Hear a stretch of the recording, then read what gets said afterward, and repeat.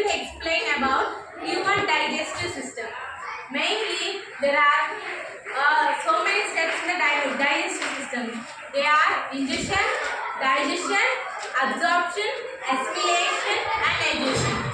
So now my friend Edna is ready to explain about ingestion. Now I would like to call my friend Edna to explain about it. Today I am going to explain about ingestion. Ingestion is the process of intake of nutrients like vitamins, minerals, fats, proteins, etc. First ingestion process starts from buccal cavity.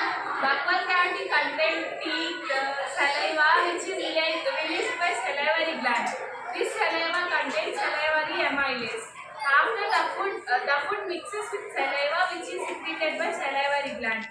With the help of our teeth, the food becomes into tiny particles. After the food enters to esophagus. Esophagus is also known as food pipe. There is a movement called peristaltic movement. The contraction and relaxation of food pipe is called as peristaltic movement. After the food enters to stomach. Now my friend Jayshree will continue.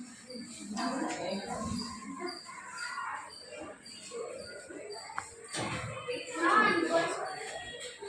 want to ask you how salivary amylase will affect our It will react with food particles. how It breaks the carbohydrates. Simple sugars. why can't it slow effect on vitamins and proteins? Its work is to digest only carbohydrates, so it does that only. Your work is to study, right? You study same as like that. As she said before, from esophagus the food enters to the stomach. In stomach, some gastric acids will be released. They are HCl, mucus,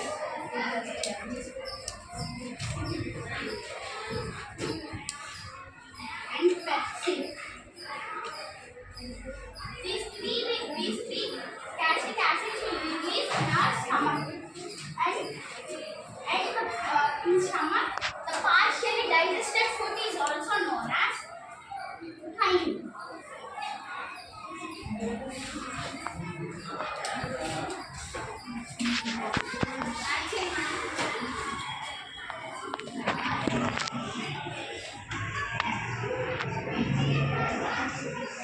These three acids help in digestion of food.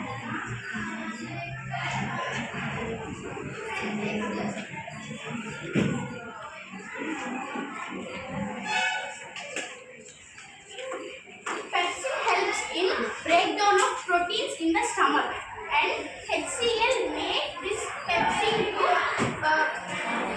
to work, and HCl is harmful for our stomach layer. So the mucus helps in protecting our stomach from the HCl. Now the left side of the stomach there is an organ known as liver. This is the one and only organ in human body which grows, and it is of black reddish brown color and which weighs 3 pounds. In this liver, bile juice is produced, which is helpful for digestion, and we will know about bile juice after. Down of stomach, there will be a small organ known as pancreas. In pancreas, some pancreatic enzymes will release. These pancreatic enzymes move into a small tube. Our main tube is connected to bile tube. Bile tube is also known as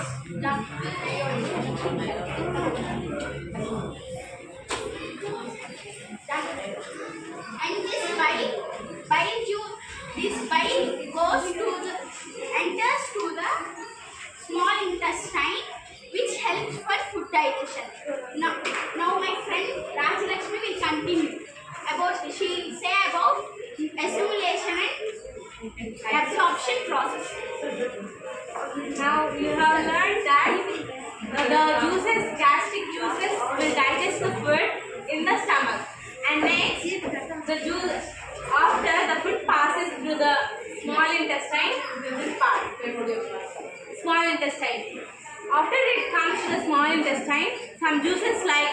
bile juice and intestinal juices like trypsin and lymphase, bile juice attack on the food and they get digested up. These digested food, most of the food is digested in the small intestine here, this part mainly. After this digestion of this food, this will be absorbed by a small projections in the small intestine called villi. Villi absorb the nutrients from the small intestine and then pass to the body cells. These body cells take up those and use these nutrients are converted into energy. This energy will be used up by the cells of our body. And you will be learning how these nutrients are converted into energy in the respiration. That will be explained by our friends next group in the next group. Here the bile juice.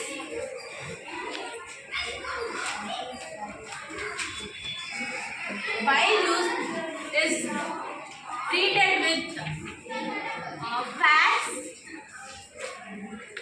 This bile juice will be these fats will be converted into fatty acids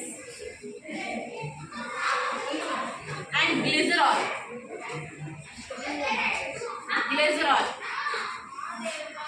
This process is called as emulsification, and where the process by which the nutrients are taken up by the villi is known as absorption. And after the absorption, the nutrients, the energy was taken by and used by cells. That is called assimilation.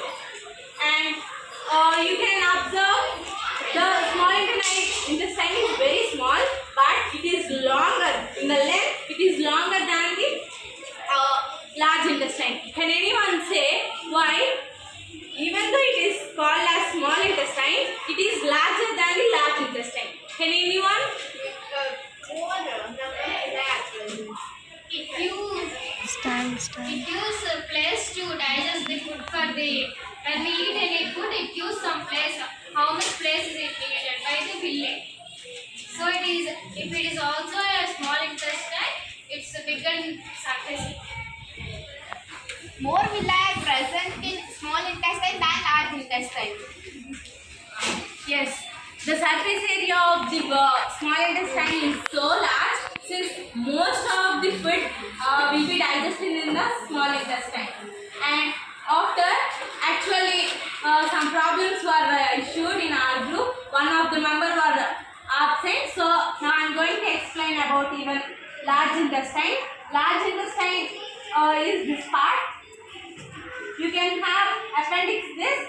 This is not used present now because the human was changed, gradually changed. So this will be not used now. Very less people have this appendix part, and after the small intestine, other undigested food will be passing to the large intestine. Large intestine also have villi, but very less amount of villi is present in here. And here also reabsorption takes place. We have to include fiber in our diet since it is very useful for us, because fiber we have to include because easy bowel movement.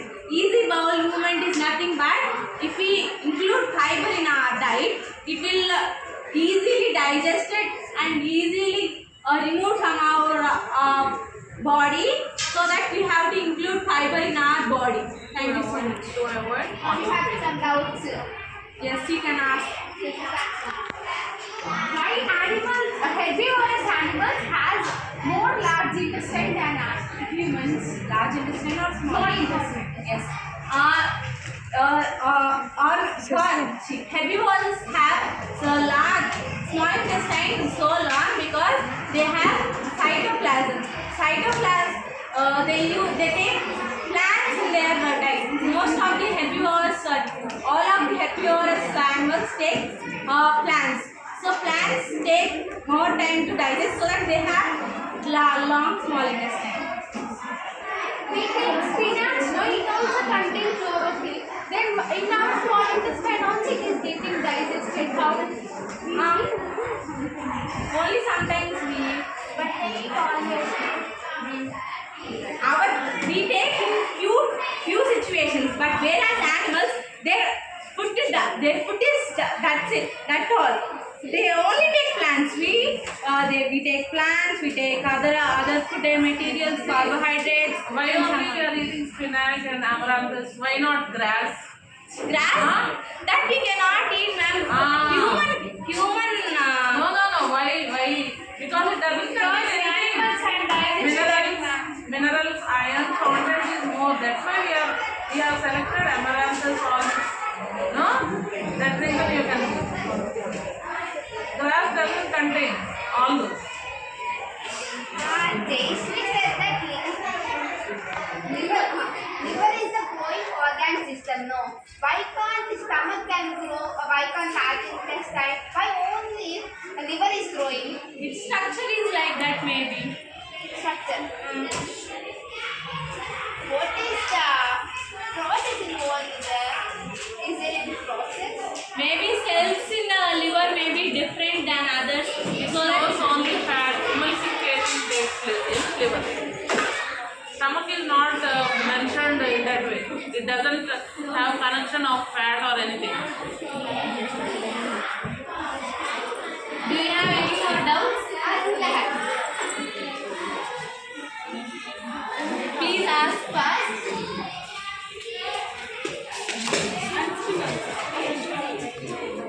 How amino acids are useful to us?